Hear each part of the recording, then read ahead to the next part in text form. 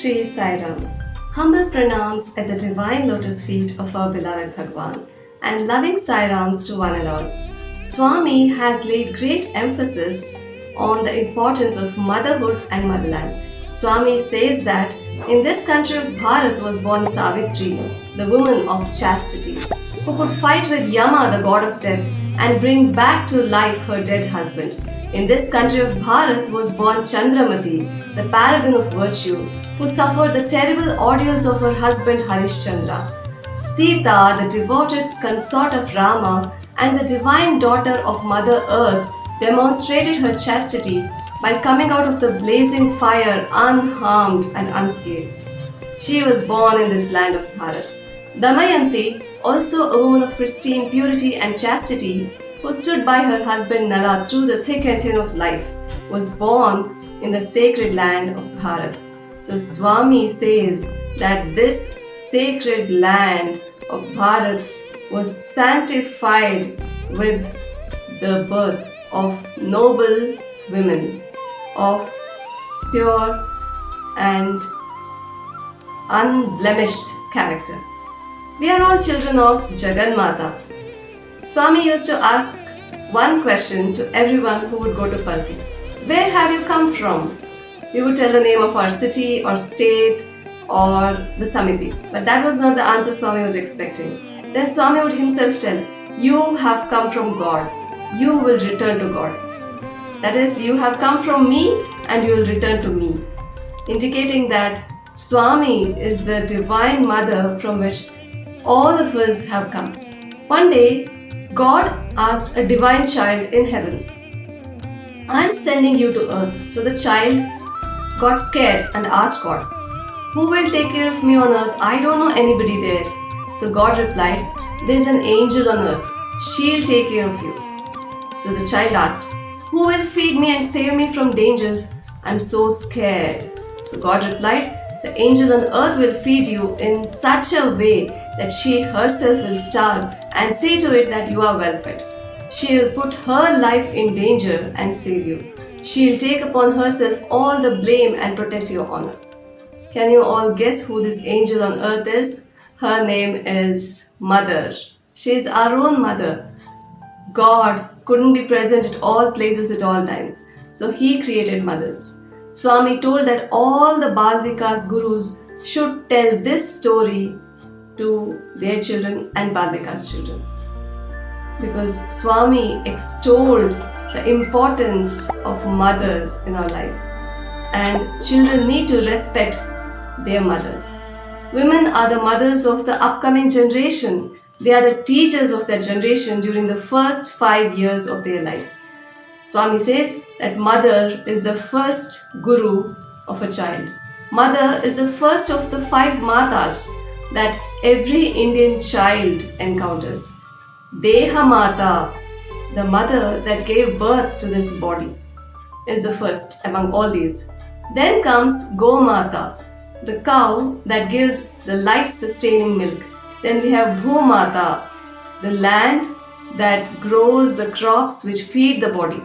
Then we have Desha Mata, that is our Matrabhumi or Bharat Mata, you can call it. It is the native country that gives protection, care, love, rights, and chances to serve and elevate ourselves to our fullest potential. Finally, we have the Veda Mata. It's last but not the least. It's the heritage of spiritual treasure that reveals the aim and purpose of human life and takes us step by step towards the goal of self-realization. The Deha Mata must reveal to the child the glories of all the other four Matas. So the responsibility of Deha Mata is the greatest and most crucial. Swami gave examples of mothers who shaped the destiny of their children, giving the example from Ramayana and Indian history. Swami says that Rama's divinity blossomed under Kausalya's loving care. Lava and Kusha could become powerful and famous only because of their noble and virtuous mother Sita. The love and care of Jijabai made Shivaji a great warrior. Fostered with the love of his mother Putalibai, Gandhi became a Mahatma.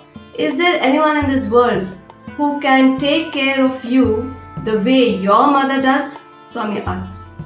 So the first word that man picks up in life is Amma or Ma. Okay?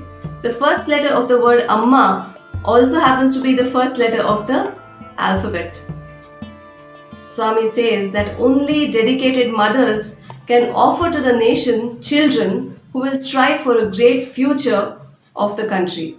Only they will become worthy citizens of the country. Truth, sacrifice, and peace are the most essential qualities in women. Because of this, they are superior to men. Swami never considered men and women as equal. Swami always said that women are more efficient and noble and more devoted to God than men. Women are concerned about the purity and welfare of the entire community. While the father's love is related to mundane desires, the mother's love is related to spiritual concerns. It is such broad-minded mothers who are needed today. Good mothers are more essential than good wives, says Swami. A good wife is of value only to her husband. A good mother is a national asset. Swami says that the edifice of our Indian culture stands on four pillars: Matrudevo Bhava, Pitrudevo Bhava, Acharya Devo Bhava, and Atithi Devo Bhava. The first one is Matrudevo Bhava. Swami has given first preference to the first pillar, the strongest pillar, the basic support of the edifice as Matrudevo Bhava. Children should be taught to respect their mother and motherland. When Rama slayed Ravana, Lakshmana felt that Lanka is so beautiful, why not stay here permanently? So he told Rama that they could make Lanka as a capital city instead of Ayodhya. But do you know what Sri Rama told him? He said, Janani Janma Bhumishcha Swargadapi Gariyasi. That is, mother and motherland are more sacred than heaven itself. Okay. Swami would quote this in his discourses very often and tell us about the importance of respecting the mother and motherland. Swami would say, just because your mother is old and not so good looking, can you call any other woman as your own mother? The same applies to our motherland also. So let us try to imbibe Swami's message and respect women. Respect our mother. Yatra naryastu pujyante ramante tatra devataha. Where women are honored, gods and goddesses reside. Likewise, a house where a woman sheds tears would be completely destroyed, being deprived of peace, prosperity, and progeny. These are the words of our beloved Bhagwan. Because a woman is called Griha Lakshmi. You know, when Mother Sita was banished from the city of Ayodhya into the forest, Swami says that it was not a punishment given to Sita, it was punishment given to the people of Ayodhya. You know, Mother Sita is actually Goddess Lakshmi. So, let us all respect women, especially our own mother, who has sacrificed a lot in order to make us what we are today. She is the building block of our life. She has built our lives brick by brick. So let us all pay homage and utmost respect to this mother.